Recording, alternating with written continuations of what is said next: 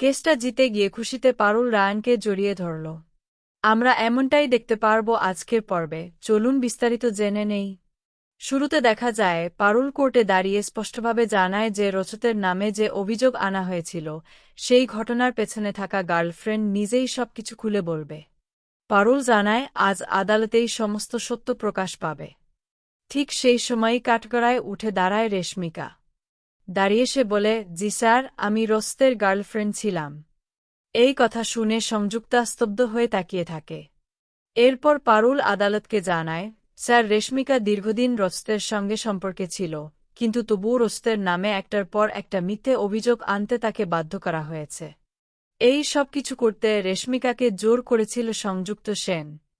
তখনই সংযুক্তার উকিল দাঁড়িয়ে বলেন, ইয়োর অনার, পারুল চক্রবর্তী এভাবে আমার ক্লায়েন্টের বিরুদ্ধে অভিযোগ তুলতে পারে না। সঙ্গে সঙ্গে ফারুকির বলে ওঠে, হ্যাঁ ইয়োর অনার, অবশ্যই পারে। এরপর ফারুকির প্রশ্ন করে, রেশমিকা দেবী, আপনি কি সবকিছু স্বীকার করছেন? সত্যিই কি সংযুক্ত সেন আপনাকে বাধ্য করেছিল? এই প্রশ্নের মাঝেই সংযুক্তা মনে মনে বলে, না রেশমিকা, এতদিন ধরে তোমাকে সুযোগ সুবিধা দিয়েছি, তুমি প্লিজ মুখ খুলবে না। চোখের ইশারায় সে রেশমিকাকে ভয় দেখাতে থাকে। কিন্তু সব ভয় উপেক্ষা করে রেশমিকা বলে, হ্যাঁ, পারুল যা বলেছে সবটাই সত্যি। আজ আমি সবকিছু খুলে বলবো। তখনই রেশমিকার উকিল আবেদন জানায়, ইয়োর অনার, রেশমিকা দেবী যেন নিজের বক্তব্য পেশ করতে পারেন। আদালতের অনুমতি পেয়ে রেশমিকা বলতে শুরু করে, স্যার, প্রায় 2 মাস আগে এক অফিস পার্টিতে রস্তের সঙ্গে আমার পরিচয় হয়। তারপর থেকে আমাদের সম্পর্ক ভালোই চলছিল।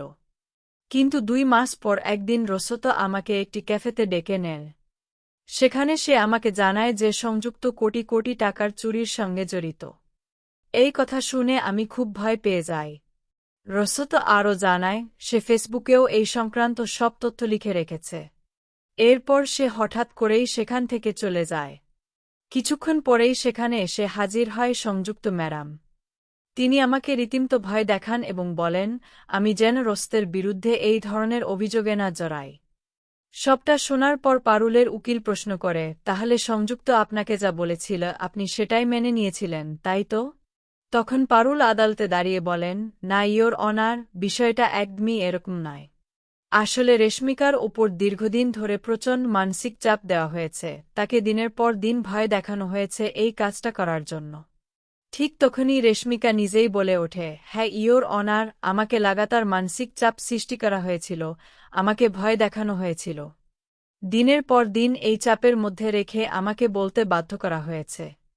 আমি ভুল করেছি, এই কথা বলেই সে কাঁদতে শুরু করে। তারপর নিজেকে সামলে নিয়ে রেশমিকা বলে, আজকে আমি আর ভয় পাব না। আজকে আমি সবটা সত্যি বলব। আমাকে আজ সাহস দিয়েছে আদালত। এই পুরো 1 বছর ধরে এই অপরাধবোধ আমাকে কুরে কুরে খেয়েছে। বাইরে থেকে সবাইকে আমি হাসিখুশি দেখাতাম, কিন্তু ভেতর থেকে আমি এক মুহূর্তও শান্তি পেতাম না। আমি আয়নার সামনে দাঁড়িয়ে নিজের চোখের দিকে তাকাতে পারতাম না। সবসময় মনে হতো আমি অন্যায় করেছি। রেশমিকা আরও বলে, ইয়োর অনার, সেই সময় আমার বাবা খুব অসুস্থ ছিলেন। বাবার সবেমাত্র অপারেশন হয়েছিল। বাড়ির ইএমআই, চিকিৎসার খরচ সব মিলিয়ে আমি ভেঙে পড়েছিলাম। ঠিক তখনই সংযুক্ত আমাকে বলেছিল, আমি যদি এই কথায় রাজি না হই তাহলে সে আমার চাকরি কেড়ে নেবে। এমন ব্যবস্থা করবে যে আমি আর কোথাও চাকরি করতে না পারি। সেই ভয়েই বাধ্য হয়ে আমি এই ধরনের একটা অভিযোগ আনতে রাজি হয়েছিলাম। কিন্তু আমি ভাবতেই পারিনি যে রজত এমন একটা চরম সিদ্ধান্ত নিয়ে নেবে। আমি ভেবেছিলাম রজত হয়তো সবটা সামলে নেবে, অন্য কোথাও চাকরি করবে। কিন্তু বিষয়টা যে এত দূর গড়াবে তা আমি কল্পনাও করতে পারিনি। ইয়োর অনার, যদি আমি এটা জানতাম তাহলে আমি কোনোদিনই এমন একটা কাজ করতাম না। এই কথা বলেই রেশমিকা আবার ভেঙে পড়ে কাঁদতে থাকে। ঠিক তখনই সংযুক্ত চিৎকার করে বলে ওঠে, সব মিথ্যে কথা, একেবারে মিথ্যে কথা বলছে। আমার কাছ থেকে কত সুযোগ সুবিধা নিয়েছে। সঙ্গে সঙ্গে বিচারক কঠোর স্বরে বলেন, আপনি চুপ করুন সুস্মিতা দেবী। নিজেকে সামলান।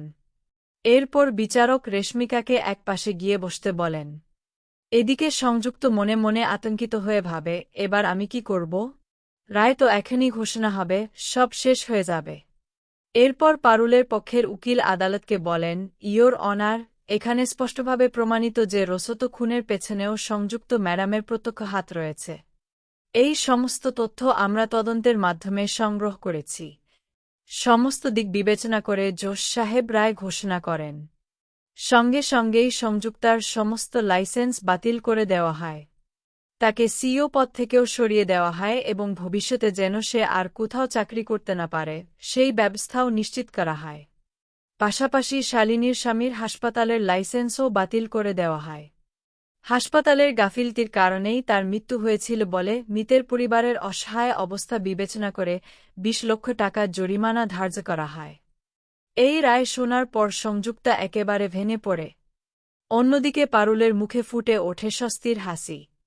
আদালতে উপস্থিত সবাই খুশি হয়ে যায়, কারণ শেষ পর্যন্ত সত্যেরই জয় হয়। এরপর দেখা যাবে পারুল আবেগে রায়ানকে জড়িয়ে ধরে। দুজনের চোখেই স্বস্তি আর খুশির জল। তারপর গল্পের দৃশ্য বদলে গিয়ে অফিসের ভেতরের পরিস্থিতি সামনে আসে। সেখানে চেয়ারম্যান স্যারের সামনে বাকি সব বোর্ড মেম্বাররা দাঁড়িয়ে একে একে ক্ষমা চাইতে থাকে। তারা স্বীকার করে নেয় যে ভুল বোঝাবুঝির কারণেই তারা আগের সিদ্ধান্ত নিয়েছিল। শেষ পর্যন্ত চেয়ারম্যানের পুরনো পদটাও আবার তাকেই ফিরিয়ে দেওয়া হয়। চেয়ারম্যান স্যার তখন সবার উদ্দেশ্যে বলেন, দেখুন, আমি পিওর লাইফ ইন্ডাস্ট্রিতে অনেকদিন কাটিয়েছি। এই ইন্ডাস্ট্রির জন্য আমি নিজের জীবনের অনেকটা সময় আর পরিশ্রম দিয়েছি। সত্যি বলতে কি, আমি পিওর লাইফকে খুব ভালোবাসি। তাই আপনারা যখন আবার আমাকে এই দায়িত্ব নেওয়ার প্রস্তাব দিলেন, আমি সেটা গ্রহণ করেছি। তবে আমারও একটা প্রস্তাব আছে। যেহেতু সংযুক্তা আমাদের কোম্পানির অনেক বড় ক্ষতি করেছে এবং শেষ পর্যন্ত পারুল আর রায়ানই সত্যিটা সামনে এনেছে, তাই আমি চাই পারুল আর রায়ান যেন আবার অফিসে জয়েন করতে পারে। ওদের সম্মানের সঙ্গেই এখানে রাখা হোক। চেয়ারম্যানের এই কথা শুনে সব বোর্ড মেম্বার একমত হয়। এরপর দেখা যাবে চেয়ারম্যান স্যার বোর্ড মেম্বারদের নিয়ে এমডিদের কাছে যান। সেখানে গিয়ে তিনি বলেন, আজ তোমাদের সামনে একটা গুরুত্বপূর্ণ ঘোষণা আছে। তখন বোর্ড মেম্বারদের মধ্যে একজন বলে ওঠে, এখানে পারুল আর রায়ান যা যা করেছে তার জন্য আমরা সত্যিই খুব খুশি। সেই কারণেই আমরা সিদ্ধান্ত নিয়েছি পারুল আর রায়ান এই অফিসেই থাকবে। ওরা নিজেদের আগের পদেই কাজ করবে। শুধু তাই নয়, ওদের ১ মাসের স্যালারি কাটার যে কথা হয়েছিল সেটাও আর হবে না। এই কথা শুনে পারুল আর রায়ান ভীষণ খুশি হয়ে যায়। রায়ান তখন বলে, তাহলে আমি এখানেই চাকরি করব। সবাই একসঙ্গে বলে ওঠে, অবশ্যই অবশ্যই করবে। এরপর বোর্ড মেম্বাররা অফিসে আনুষ্ঠানিকভাবে ঘোষণা করে যে চেয়ারম্যান স্যারকে আবার তার নিজের জায়গায় ফিরিয়ে দেওয়া হচ্ছে। এই ঘোষণার পর অফিস জুড়ে খুশির আবহ তৈরি হয়। আজকে এই পর্যন্তই। আপডেট পেতে চ্যানেলটি সাবস্ক্রাইব করে রাখুন।